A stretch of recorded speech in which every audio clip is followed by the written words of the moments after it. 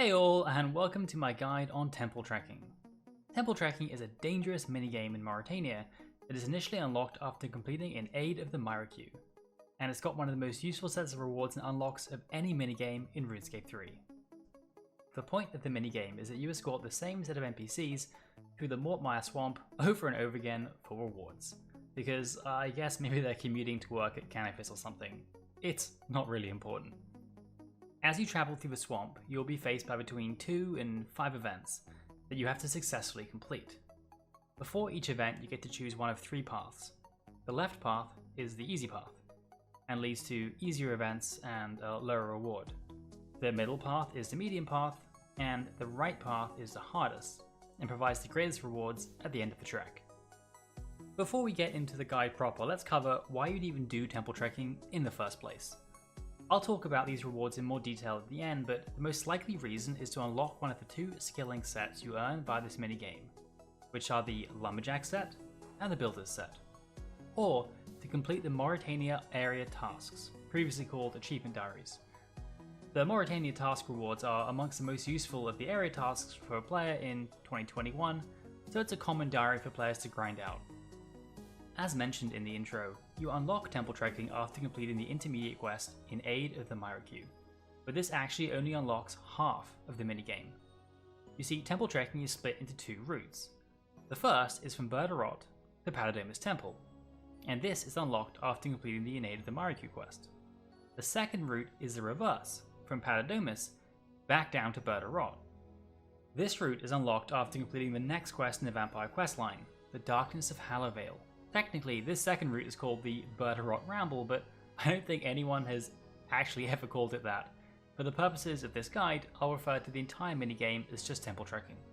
Moreover, the minigame becomes significantly more efficient once both routes are unlocked, so whilst the only requirement is the first quest, if you're planning to do more than a handful of treks, I would consider completing both quests as effectively requirements. If you're starting from Patadomus, you can use the Canifis Lodestone and run south. As this method has no requirements, and once you start trekking, you can simply trek back and forth without having to leave the area.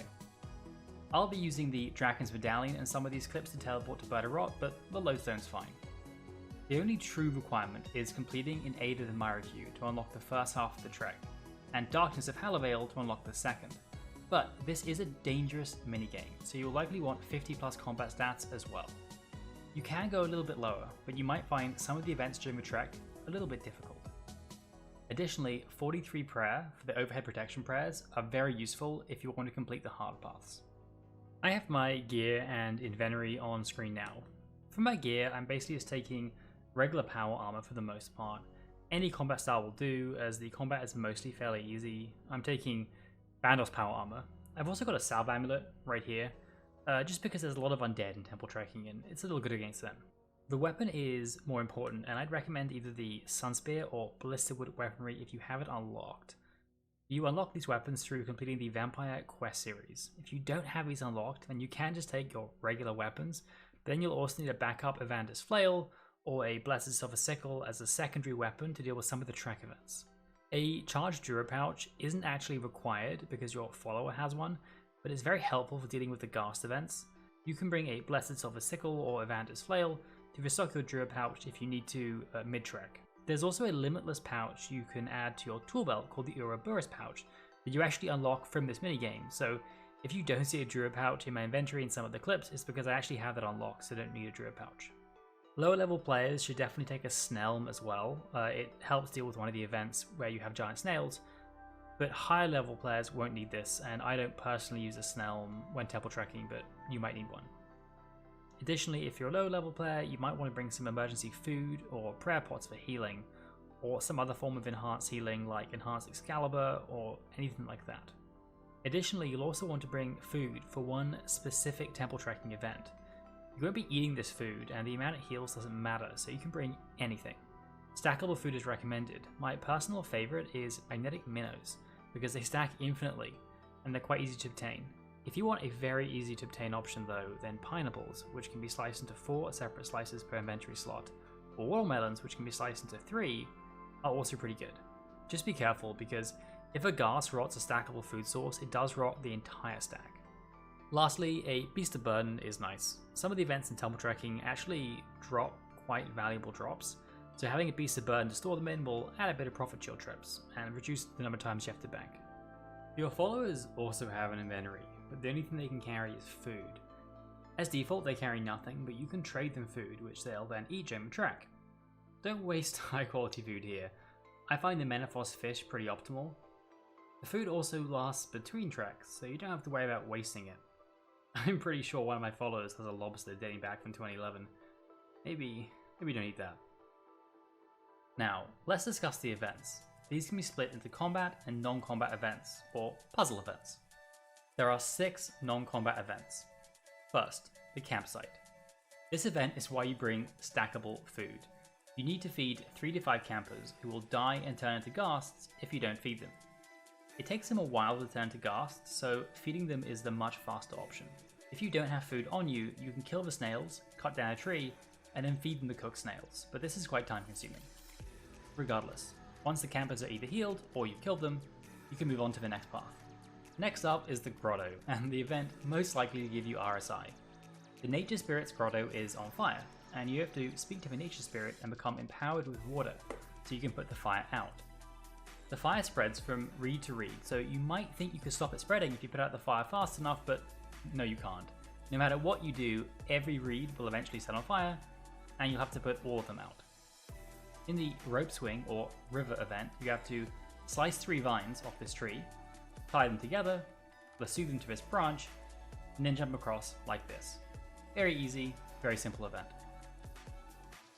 Up next is the bridge event, and this event is how you can earn the Lumberjack outfit. You'll find a broken bridge and you'll have to fix it. You can either cut down 3 trees for 3 logs, or kill 3 zombies for 3 planks. The zombies who drop the planks have a 1 in 10 chance to drop the Lumberjack outfit, although you can't get more than 1 piece per event. The zombies also don't always spawn. It's about a 50% chance to get zombies, so you'll need to do this event about 27 times to get all the Lumberjack pieces on average. Coming in at non-combat event number 5 is Abador Crank. It's not really an event. You just talk to him, he buffs you and your follower, and then you move on to the next zone. His dialogue is weirdly threatening though. Lastly, we have the infamous Bog event, bane of Mauritania-locked Ironmen everywhere. Each tile in the bog is either soft or firm, and to cross the bog you have to find a route of firm tiles from one side to the other. You can pull a stick out from this bush and use it to poke the tile before standing on it to determine if it's safe or not. If you do walk onto a soft tile, there's an animation and you have to swim back to the start. The event is completely safe, if a little tedious. In addition to non-combat events, there are also 9 combat events, where hostile enemies will spawn and attack you and your follower. The number of enemies and their combat level depends on the difficulty of the path you've chosen. I won't always mention this explicitly, but I will have this information on screen. First up, Ghasts. Several Ghasts will attack you. If you have a charge druid pouch or an Ouroboros pouch, then you'll be able to use this to make the Ghasts killable. If you don't, then you can bravely hide behind your follower who does have a pouch. This can lead to your follower taking damage though, so be careful. Second, giant snails. This is the Snelm event, and the reason why low level players should have a Snelm. Several giant snails will attack you with accurate ranged attacks. Wearing a Snelm reduces the damage considerably and is recommended for lower level players, but isn't really required for higher level players. I'm not using a Snelm in this club. Third up are Juvenates. Vampire Juvenates have very little HP, but can only be harmed by silver weapons, the Evander's Flail, blistered weapons, or any variant of the Sun Spear. As long as you have any of these, this event is fairly trivial due to their low HP. Fourth is the Graveyard. This is almost a puzzle event, as you don't really need to do much fighting. You'll find yourself in a graveyard with a big central sarcophagus. You'll want to run around the graveyard, aggroing all the skeletons, and then you want to run to the central tomb and activate it. This kills all the skeletons near the fence or within the tomb. You can activate it a second time to kill even more. Any remaining skeletons will need to be killed by hand, but they're very weak, so don't worry too much about it. This event only appears on medium and hard paths, so you'll never encounter it on an easy path. Fifth up are Nail Beasts. Nail Beasts attack with melee and actually hit quite hard. Protect from melee is advised. They also pose a significant threat to your follower if the follower gains aggro. Nail Beasts are unique to temple tracking and drop Talon Beast charms for summoning and Nail Beast nails for herblore. Nail Beast nails are basically worthless, but Talon Beast charms are actually the secondary ingredient for Talon Beast pouches, a familiar you can make at level 77 summoning, which is the best XP per pouch in the entire game. You should pick up as many Talon Beast charms as possible for summoning training. Event 6 is the Shades at Morton event. A group of Shades are attacking the village of Morton, and you have to fight them off.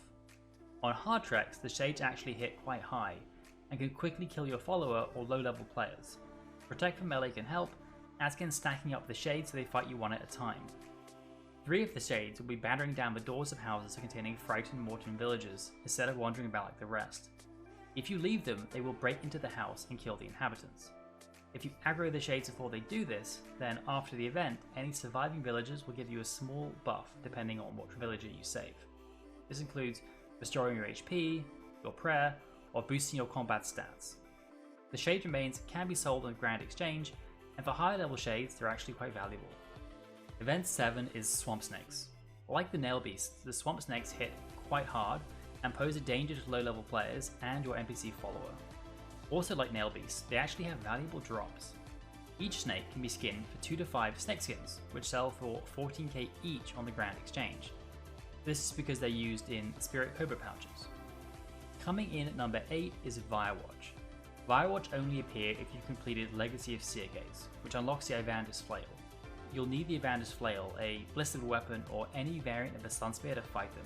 As long as you have these weapons, they're not a particularly dangerous event. But you do need one of these weapons with you, or you will be completely blocked by this event. The final event is the Swamp Monster. A long and unskippable cutscene will show your NPC follower completely losing it as 4 tentacles appear, followed by a head, that all belong to the same Swamp Monster. You have to kill the tentacles, which all attack with melee, and then finally kill the head.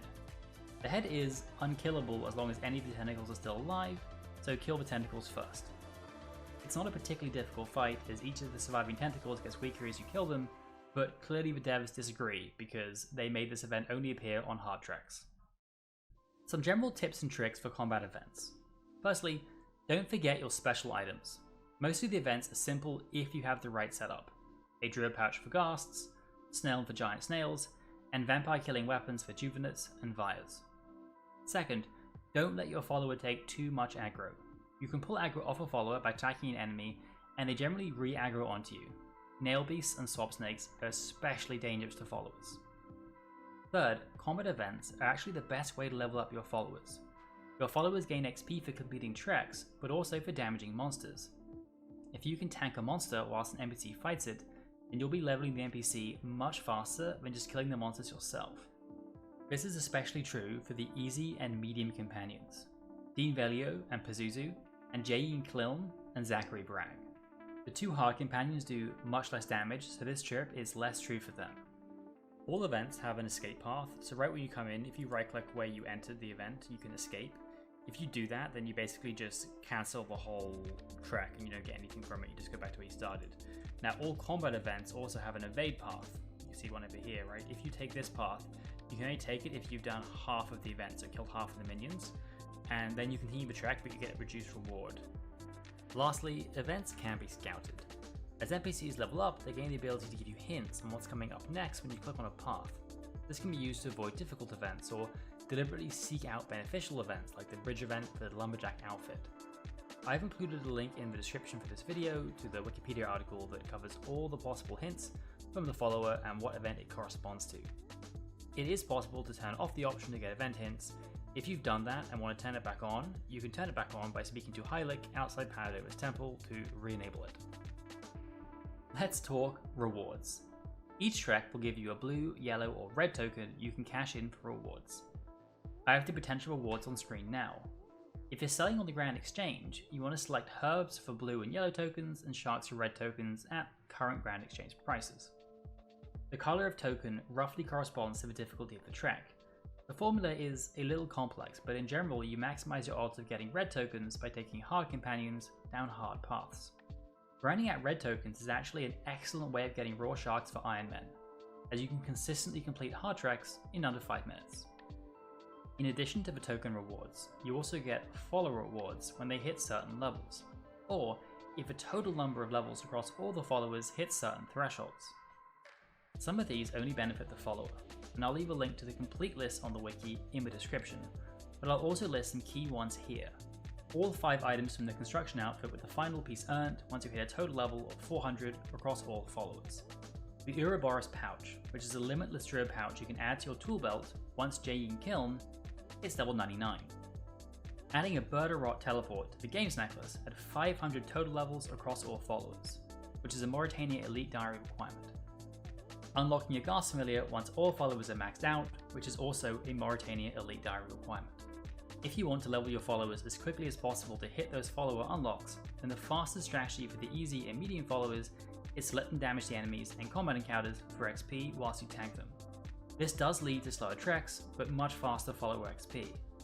For the 2 hard companions, Smitty Ryak and Rolane Twicket, they do very little damage, so this is much less effective. The fastest way here is just to rush through hard paths as fast as possible, as hard paths gives the most XP to followers. That pretty much wraps it up. If you have any questions, drop them in the comments and I'll do my best to answer them. Good luck with the temple trekking.